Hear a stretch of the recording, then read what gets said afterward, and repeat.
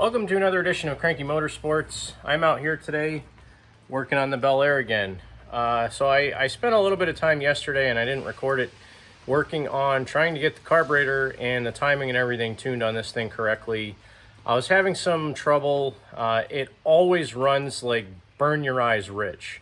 And I had an Edelbrock 500 on it, and what I was doing was changing the step-up springs for the metering rods, because if you have low vacuum on your carb, you're supposed to basically have the step-up springs rated at half the inches of mercury rating that your car runs at when it's at idle. So at 1,000 RPM, this car only gets about 8 inches of mercury, mainly because it's a pretty big cam. I think the intake manifold is mismatched for the motor because it's a Professional Products Crosswind, which is an air gap dual plane intake, but it has very large runners on it. Also, I had a 1-inch 4-hole spacer under it to try to get a better signal on the carburetor, and because Edelbrocks tend to have fuel boiling issues. So when they get really hot, because the bowl of the carburetor is the body of the carburetor, the gas tends to boil in there. You can have dieseling issues, hard start issues. It builds up pressure in there, which isn't good at any rate. So what I decided to do was try to tune the Edelbrock. I couldn't get it running right. I got it to run better changing the step-up springs, and I changed the cam on the accelerator pump to the lowest, or the highest setting rather, so when you would whack the gas, you wouldn't get that bog that I was having earlier. That helped a little bit, still didn't run right, so I had a 750 Holley double pumper, 4150 carb, and I jetted it way down to like the specs of a 650, tried that, and it was still running wicked rich because you don't have the idle circuit that you need and everything on a 750 when you're trying to set it up. So that was a bad idea. So what I decided to do was buy a brand new Holley 1850S 600 CFM vacuum secondary carb. That's going to be in today, so I'm going to start getting ready for putting that on. I also have to wire my battery into the trunk, so I bought some heavy-duty 2-gauge battery cable. May not be quite big enough for what I'm doing, but I need to do it now so I can at least work on the car without having to take the battery in and out every single time. So I'm going to run a ground cable through the trunk and bolt it on the frame at the back of the car. I have ground straps from the frame to the motor at the front and from the frame to the body, so I have a good ground there. And then I'm also going to work on putting some labels on my switches and things like that so that I won't have an issue with it, trying to figure out how to start this thing every time I get in it. So if you want to join me, feel free. So in the trunk of the car, this is where my battery box is going to be mounted over here. Good location for it. There's nothing really behind it in the trunk. And I'm going to mount my shutoff switch over here. And the reason I'm going to put it over here, it's close to the battery, so I can just put a short cable going over to the shutoff switch, probably wire it on the inside of this. Maybe I could even put it here because there's already a hole there. But I want to put it somewhere in this area, so if I ever do drag race this car, I can run a rod from the shutoff switch out underneath the tail light or on the side of the car or something like that. So you pull it and it'll shut off the switch. But for now, I'm not going to be drag racing with this, so I'm just going to wire it to the shutoff switch so I can kill the battery in the trunk of the car when I park it.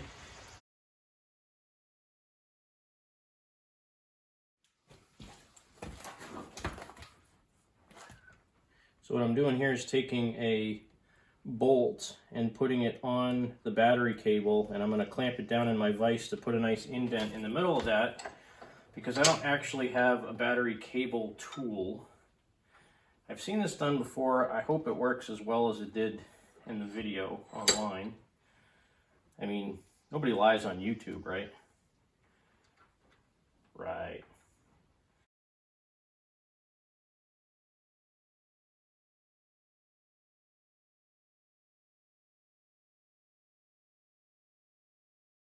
Yeah, it worked pretty good.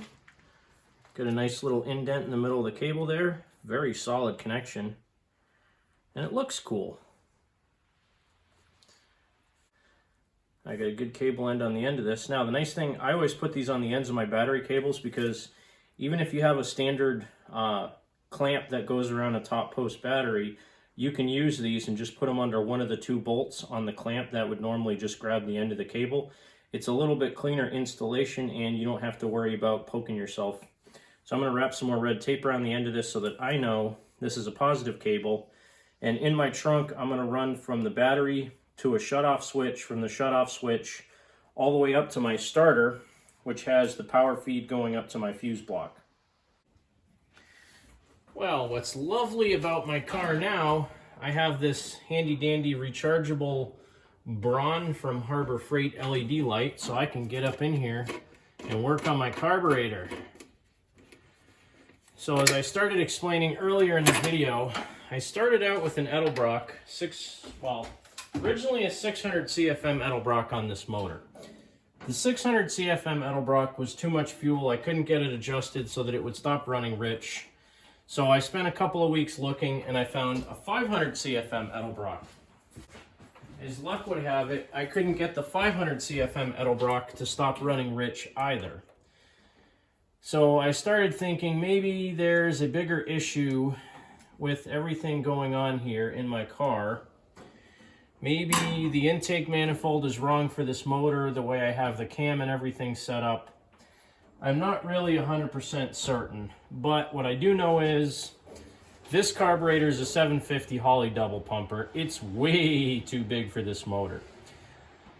So not knowing whether or not the Edelbrock is running correctly and not really knowing how to tune an Edelbrock, and you know, I mean, I'm pretty good hand at tuning motors, but Edelbrocks in general, I just don't understand them. I mean, they got metering rods going into jets on the bottom and then springs holding all that stuff up, and then a little flap-a-doo in the back for when you're full throttle to let enough air in. And usually right out of the box, they work mint. But you do have those occasions where on a higher performance engine with lower vacuum, because it has a bigger cam, they don't always want to work correctly. So I opted to buy a brand new Holley 01850S, which is a vacuum secondary single feed carburetor. And what I really want to do is take the dual float bowls off of this thing, or the dual feed float bowls, and put them on that 1850. I think it'll work, but for the sake of just trying something that's perfectly stock for now, I think I'm going to go ahead and stick the 1850 on without doing anything to it, just try to get my base idle and stuff working, see if I can get the car to idle correctly, maybe have to tweak the timing a little bit, and then move on from there. So, I mean, I'm probably not even going to hook up the throttle control and stuff like that. I just want to get the car to sit and idle with the 1850 carb. We'll see how that goes. I did get my 2-gauge battery cable run all the way from the battery in the trunk through the inside of the car, underneath the body, about 7 inches away from my headers, kind of behind a heat shield. I might have to put some header wrap or some like spark plug wire heat stuff on it, you know, heat wrap on there to keep it from getting too hot. But for now, it'll work okay. I am going to get what I can done, see if I can get it running on that carburetor, and we'll see where we go from there.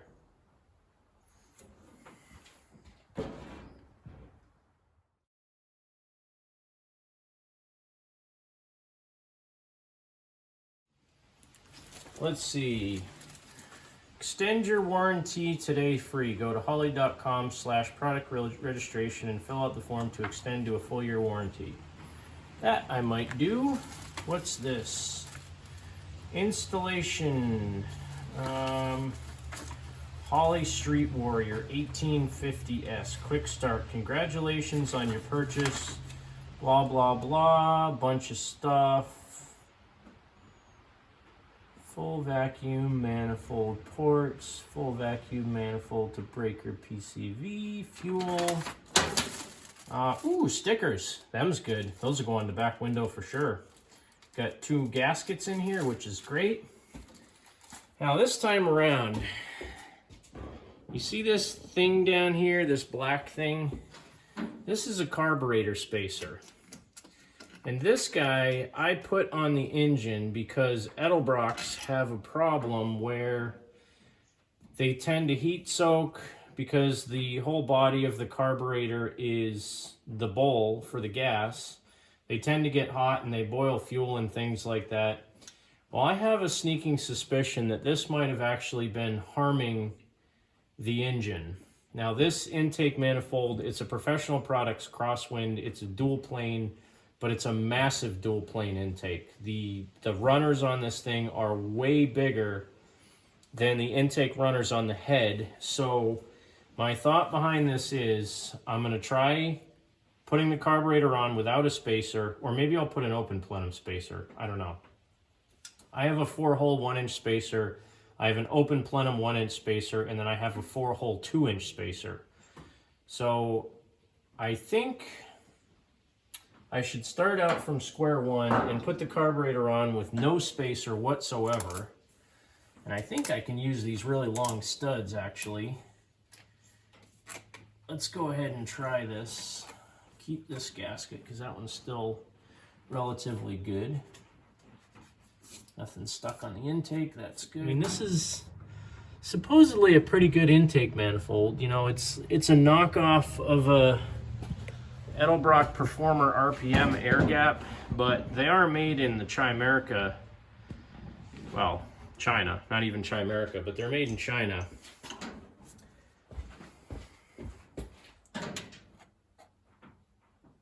That looks pretty good.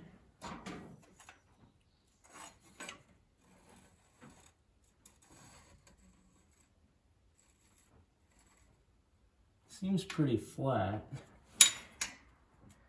Now, the only reason I'm going through the motion of really checking this is because over here on my wall of parts, I have this nice YN 7546 single plane intake manifold, which I honestly think might work better on this motor, specifically because the cam I have in this car has a lot of duration and it has pretty big lift. So that intake manifold is rated from like 1500 RPM to 6000 RPM, or from 1500 to 6500.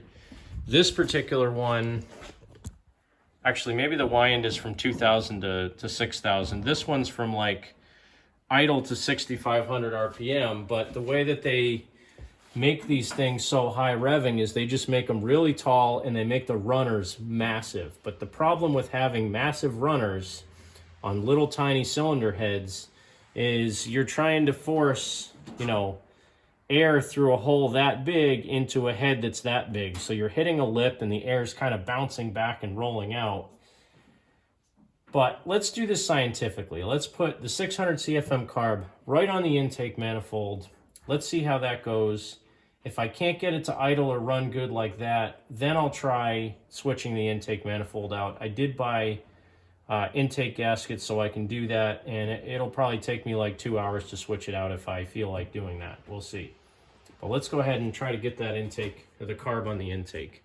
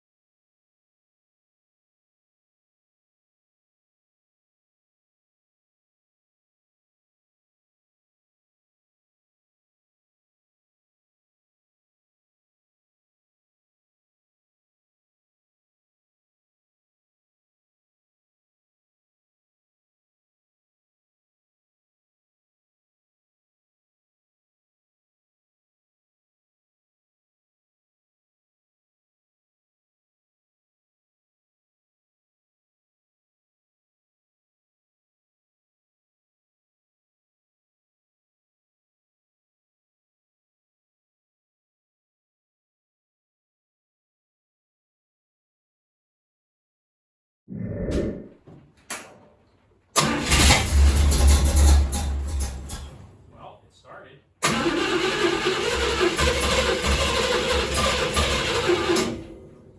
Okay. I think the choke needs to be off. And boy, that started a lot quicker than I thought it would. Let's see. No leaks. Shut the choke off. Let's see if she starts now.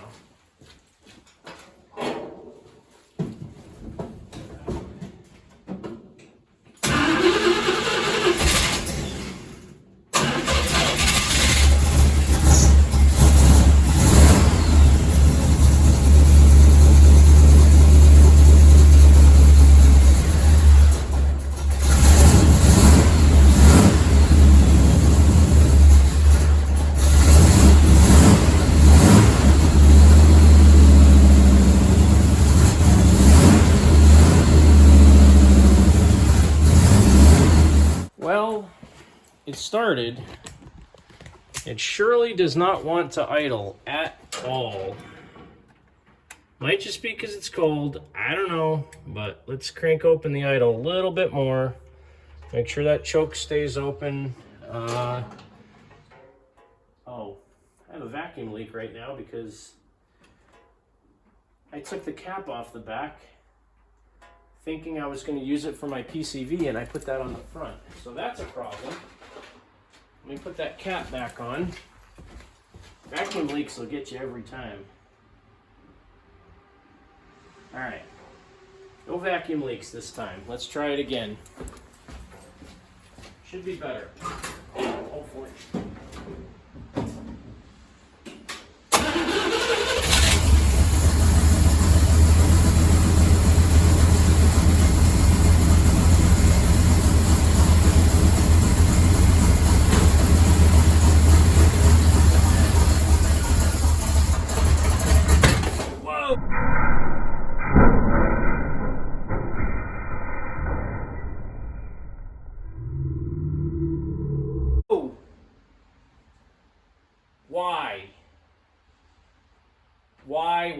Why? Why?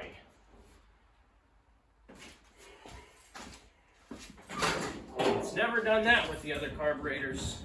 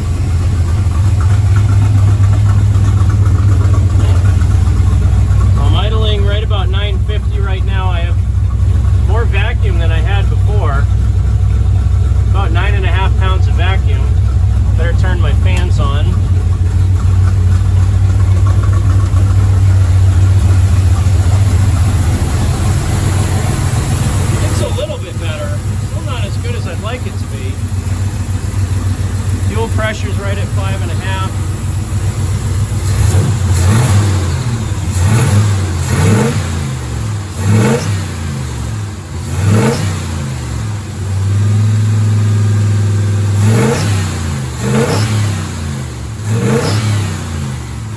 It's definitely better.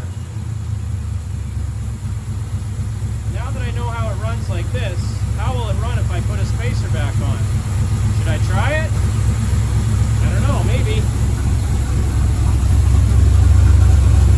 I'm gonna try it. I'm gonna start off by putting a 1-inch aluminum open plenum spacer. See if that does anything for me. And then I'll try a 4-hole spacer. And I also have a 4-hole 2-inch spacer if I need be. I'm determined to get this thing running right at some point.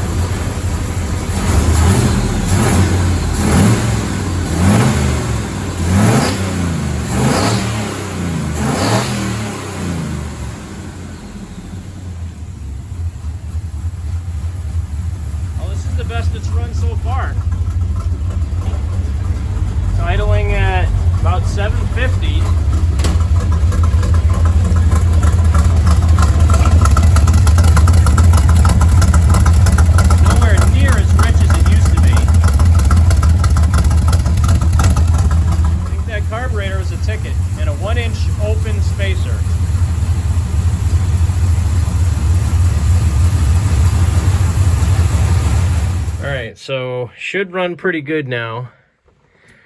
It stalled the last time I was running it, and it took me a little while to figure out why, as it turns out, because I didn't have a choke cable on it. The choke slammed shut and wouldn't allow it to start. So hopefully we don't have a big backfire this time when I start it, but it should start right up.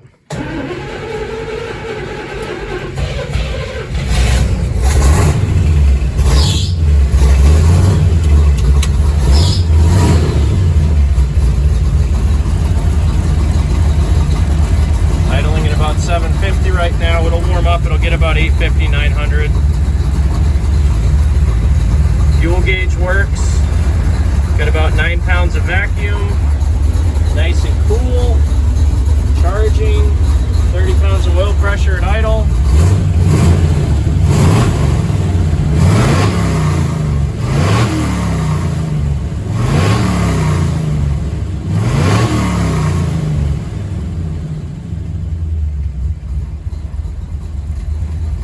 And it doesn't stall after I let off the throttle, so I think we finally got it to where it's workable anyway.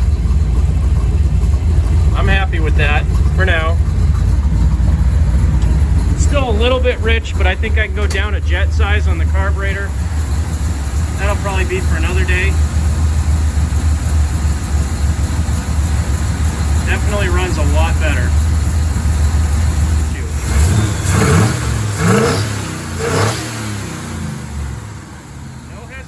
There.